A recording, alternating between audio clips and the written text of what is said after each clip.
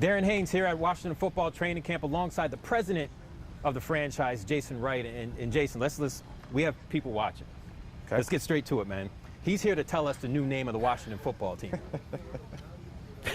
Boy, bye.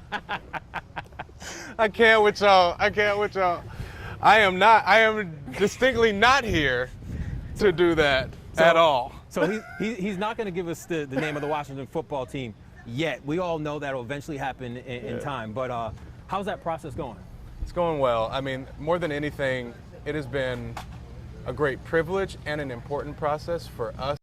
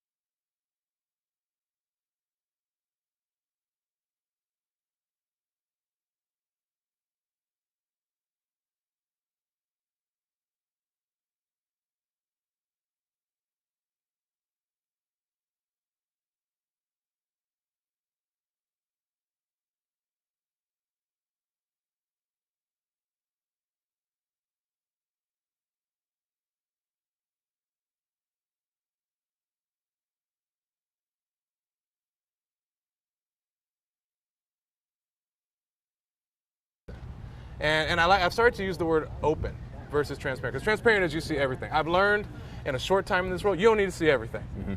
Everything ain't pretty. But we do want to be open, and we want to be honest. And so you're not going to have to read between the lines with us as we move through this process and anything that we're doing from a business standpoint. And Ron's the same way. Coach is on the up and ups. So hopefully, the conspiracy theories will continue to abound, and that's honestly part of the fun of it. But, people can chill. I will say this. I've been here, I was here before you got here. And I will say that the franchise, the way everything is going, I love the direction we're going. I'm not going to even sugarcoat that. How would you describe that progression from when you first took over as the president of this franchise to where we are now? It's hard for me to sort of assess it. It's difficult for me to assess. I guess it'd be like, do you like where we are now in the direction we're going? Yes. I much prefer where we are now than when I started almost a year ago now. Yeah. It's like 11 months now since I've been on this job. So I much prefer where we are now. That said, the thing that I think has been a parallel within the organization that's happened on the outside that is giving us the benefit of developing a better approach to things is a posture of listening. Yeah. In the organization, we spent a lot of time listening to folks in the organization for the type of company they wanted to work for, the type of business strategy that would excite them. We got to understand their gifts and their talents and where they were matched up well and where they weren't. And so a lot of listening has underpinned our transformation as a business. I know Coach did the same thing when he came in, and it's much what we're doing with our fans as we reestablish who we are with our fan base and the community, with political leaders across the area, community leaders across the area. It is about taking a posture of listening before we run our mouths. Let's talk about the works of a new stadium eventually. How's that process going, and what do you guys visualize and what you want that new stadium to look like? I mean, it's something that's incredibly exciting and is first and foremost an economic development project for the region, right? This is going to generate economic activity for 30, 40, 50 years going forward. So we carry it with that weight. It's a stewardship of an economic responsibility for the entire region. That said, as opposed to the rebranding process and the new name and identity, which is open for dialogue and benefits from a back and forth with the public, this does not. Okay. To do this well in a buttoned up professional way, the way that our fans deserve, and the way that, frankly, we've committed to our partners across DC, Maryland, and Virginia to do this process is to be one that's highly confidential, that is highly discreet and buttoned up. And so you should not hear anything about it if we're doing our job right. Got it. And you sure as heck ain't gonna hear anything from me. Well, just one quick recommendation for the new stadium. Yes. It would be really cool if they had like a little plug-in thing for your iPhone. I agree. Your tweet. I agree. Man, put so it in there. So part of the vision, and I'm happy to share some of the vision. Part of the vision is for it to be a state-of-the-art tech-enabled stadium that is, or venue that is able, over a period of time, to continue to ingest and support the best technologies that are on the market. So technologies so it's like turn a over. computer when you do a little upgrade or technology update. turns over in a major way, roughly pre-pandemic every 3 years. Since the pandemic happened, those cycles are actually happening more quickly because we've been in this virtual environment and technology is advancing more rapidly. And whatever we do, the new venue needs to be a lasting home for 30, 40, 50 years, right?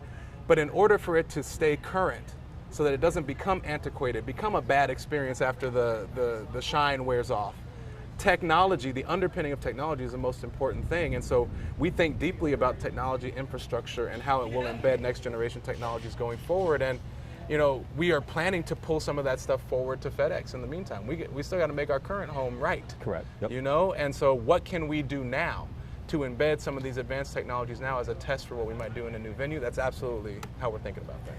What Jason Wright is probably saying is the new stadium is going to be like a computer.